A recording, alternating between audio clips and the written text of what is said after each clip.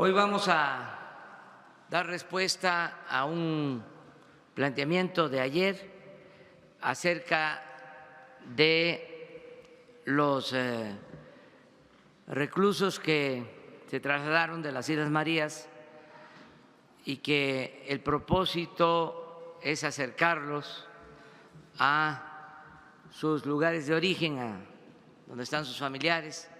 Claro que es una decisión de ellos, voluntaria.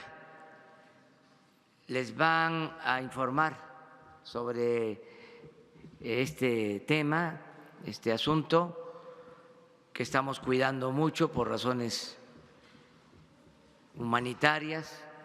Les van a informar el día de hoy, terminando la conferencia, va Francisco Garduño a darles toda la información.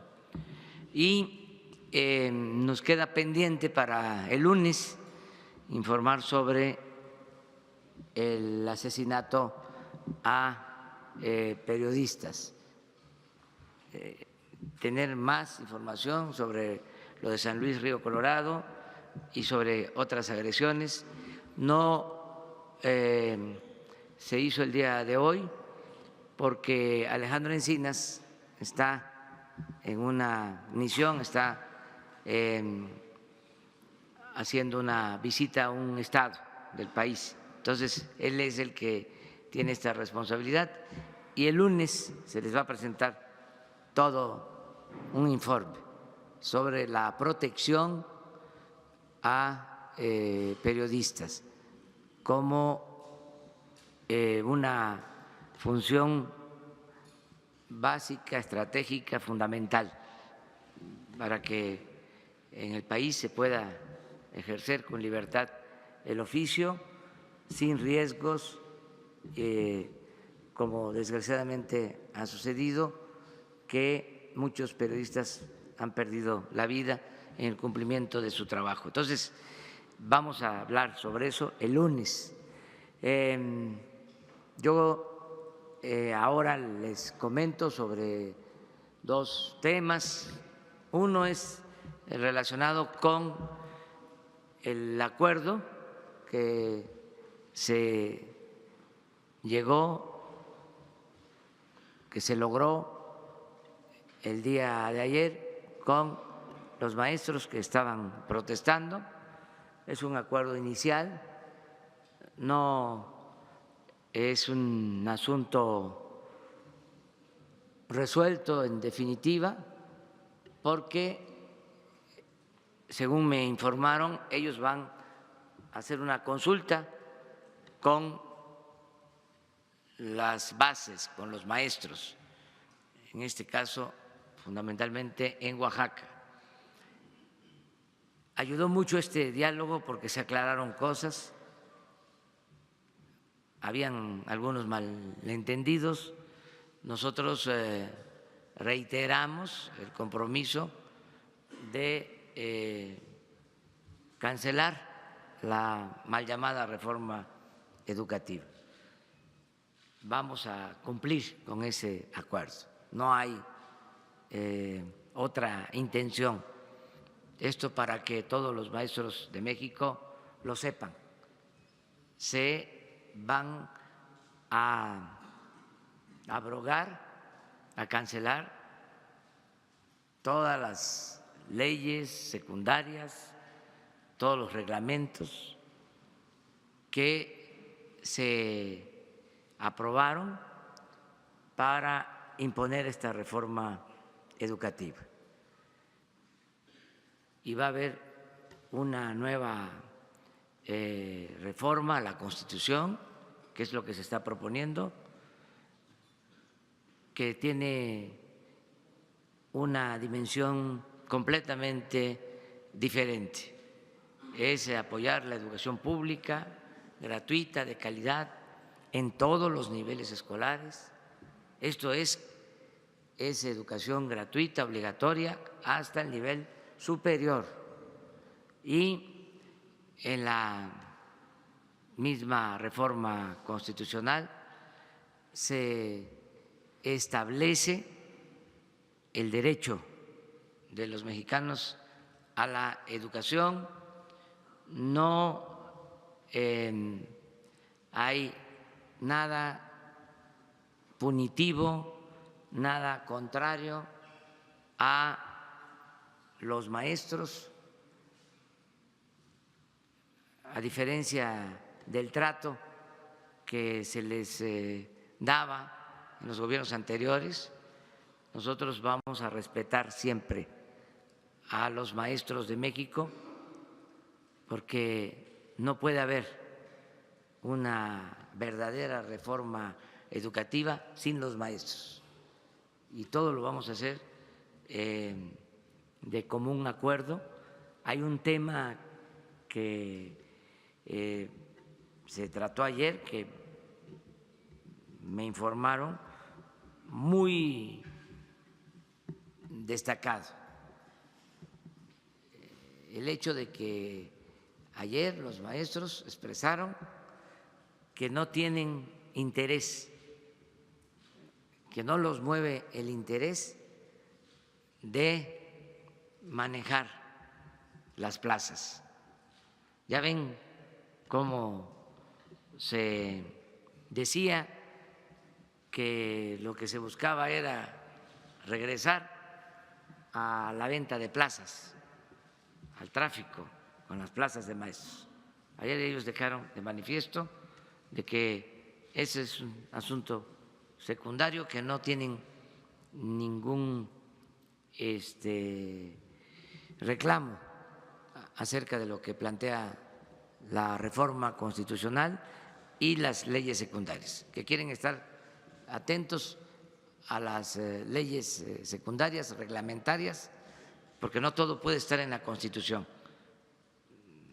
No puede estar en la Constitución, en el artículo 3, la relación laboral. Eso tiene que ver con las leyes secundarias. Pero se hizo el compromiso de que ellos puedan, no solo esta sección sindical, sino todos los maestros, conocer y participar, dar su punto de vista sobre la elaboración de las leyes secundarias y de los ordenamientos que derivan de la reforma constitucional.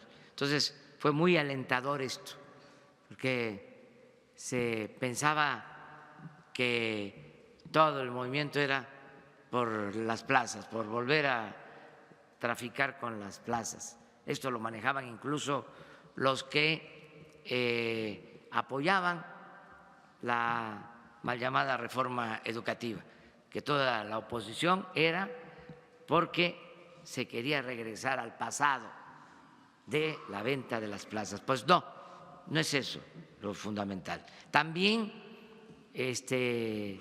se aclara que el propósito es modificar la reforma impuesta y se tienen que mantener términos, conceptos técnicos, porque una demanda es de que no se quiere que quede nada de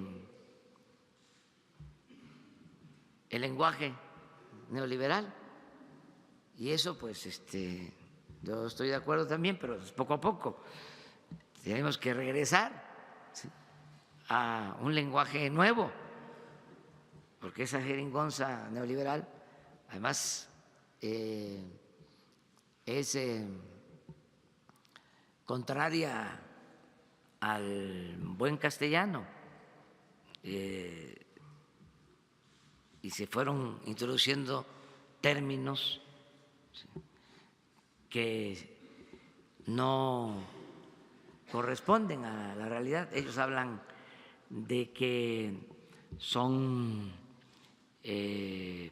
términos, palabras, lenguaje tecnocrático, y sí, en efecto, tenemos que buscar eso, de modificar hasta los términos, pero ahí vamos a ir poco a poco. Si no se va a usar el término evaluación, ¿cuál es el equivalente?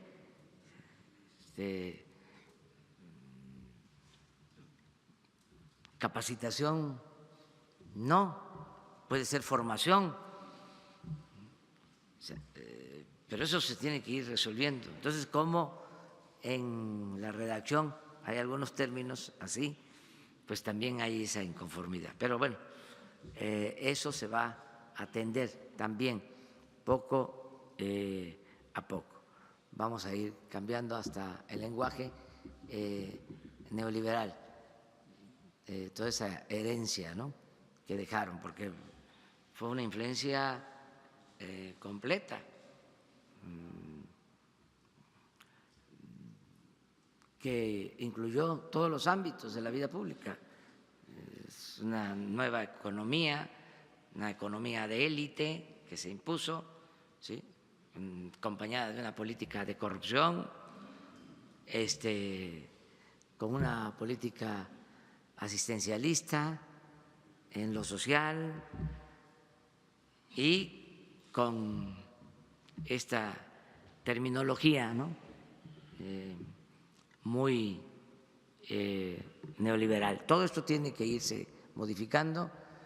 Hay una palabra nueva, precisamente, que se llama, o que se usa, ¿no?, para la descripción de los hechos. Dice la nueva narrativa. Entonces tenemos que hacer una nueva narrativa.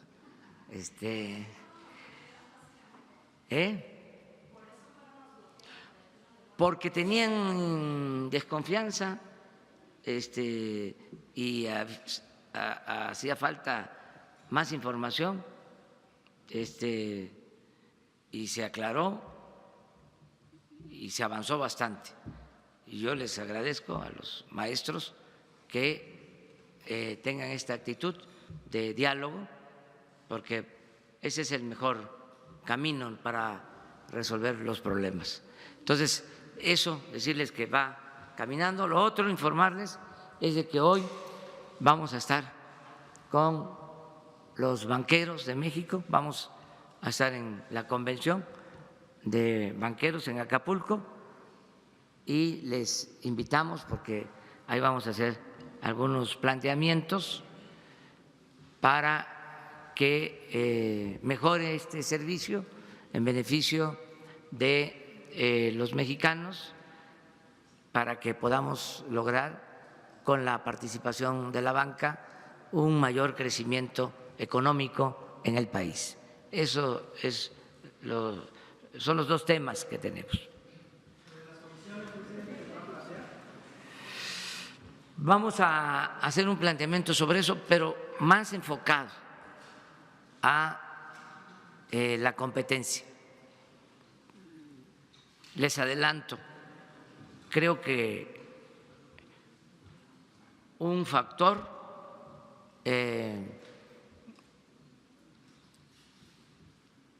importante en la cuarta transformación es el auspiciar una mayor competencia.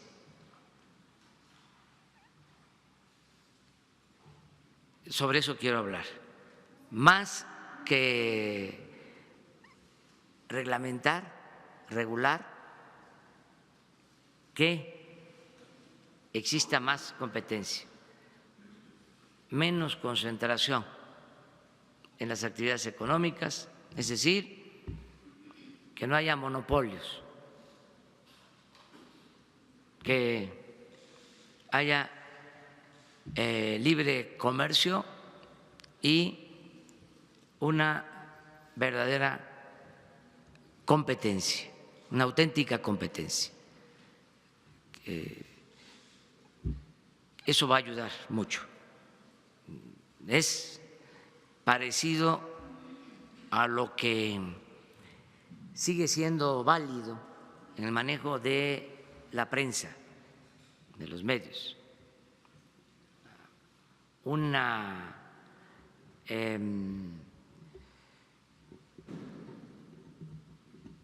divisa, un criterio de los liberales que se le atribuye a Sebastián Lerdo de Tejada, de que la prensa se regula con la prensa.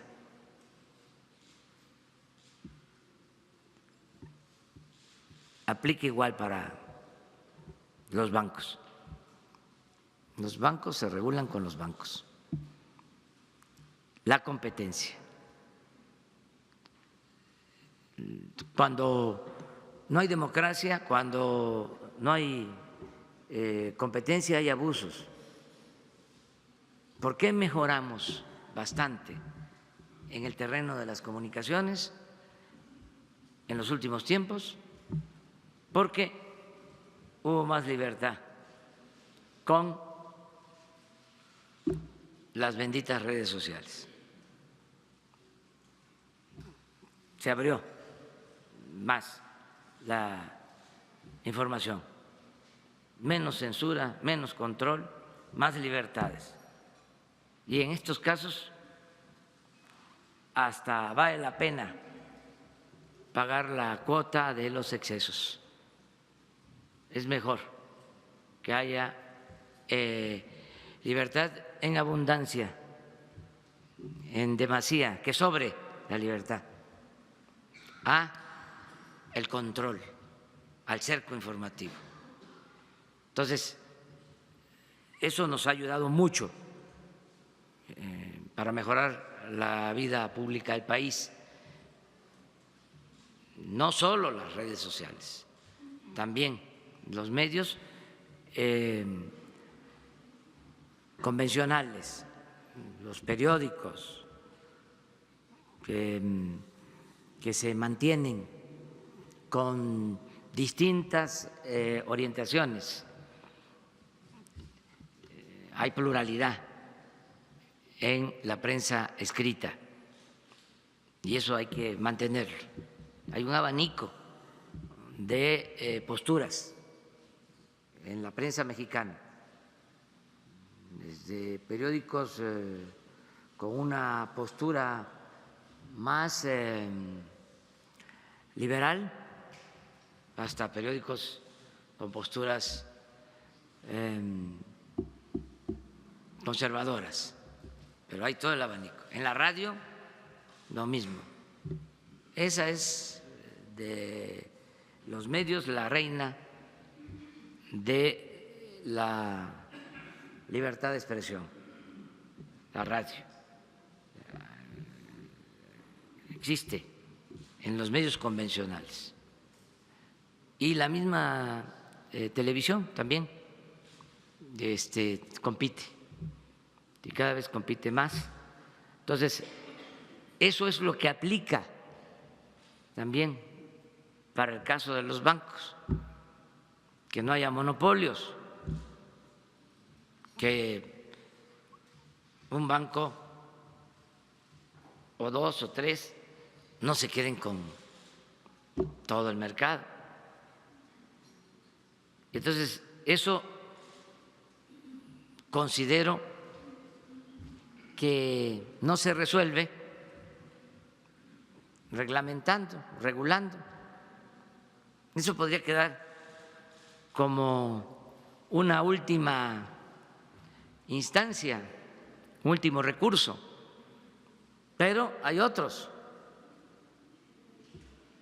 Y el más importante es el que se permita que haya, si es necesario, más bancos,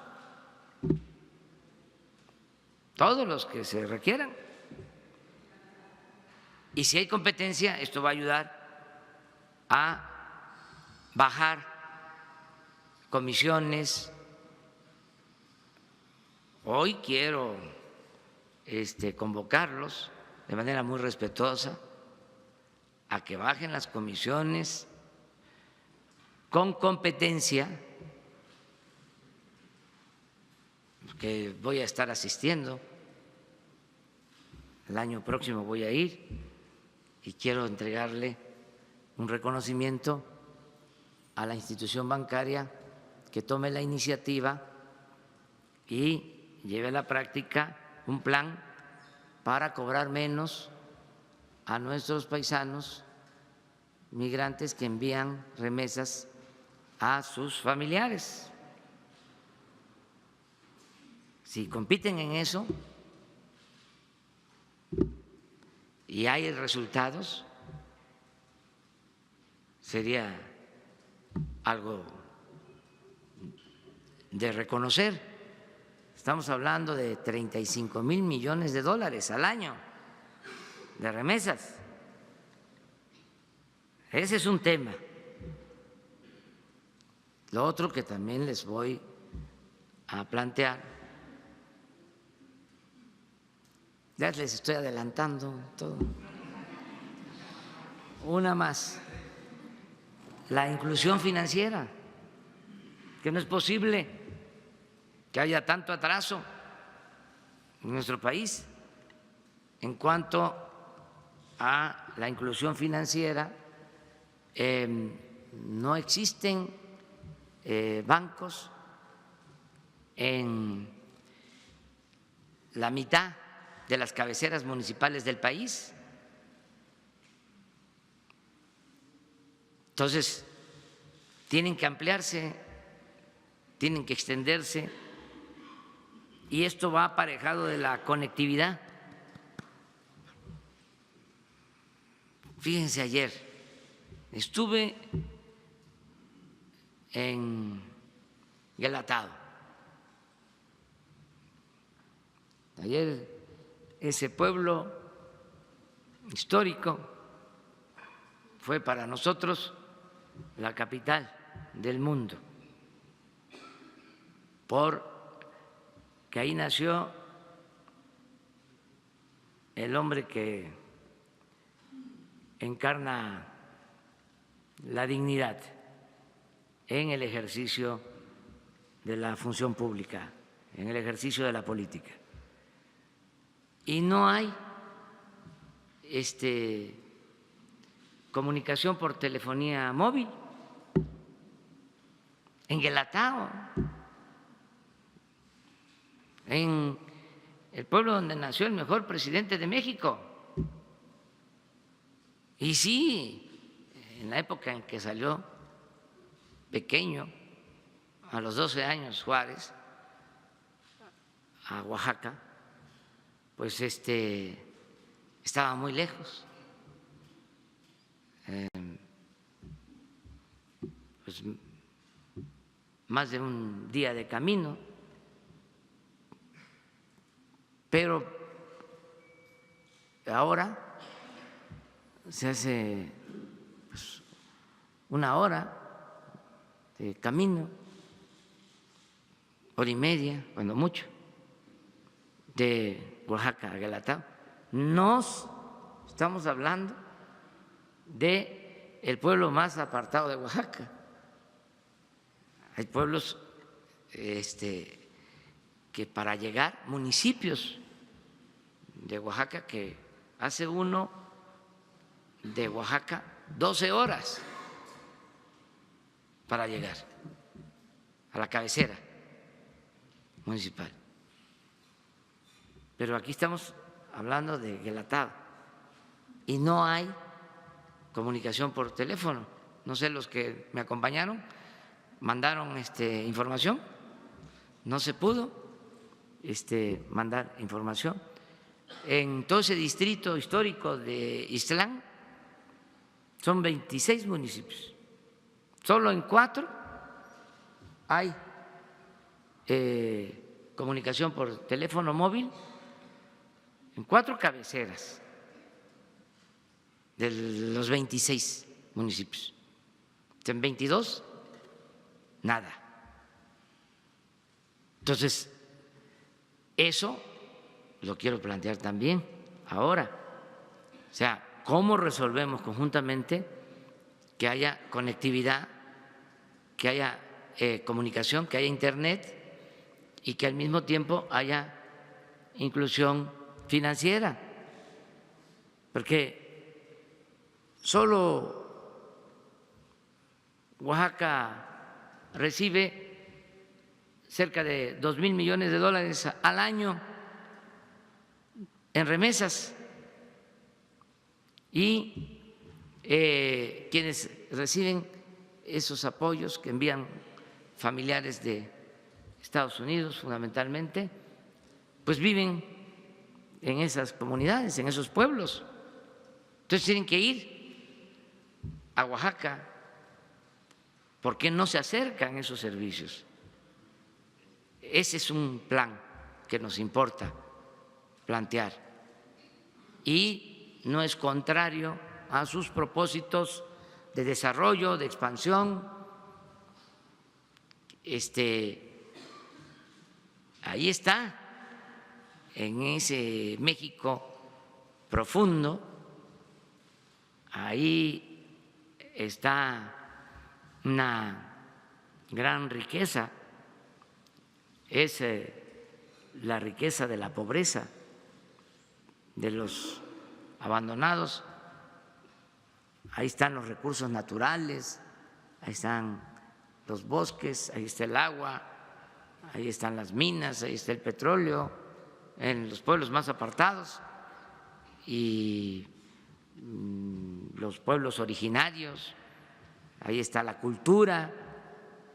Entonces, necesitamos avanzar en el desarrollo, no seguir centralizando el crecimiento económico en las grandes ciudades y contribuir a integrar, a modernizar desde abajo al país. Esos son de los temas que vamos a plantear el día de hoy.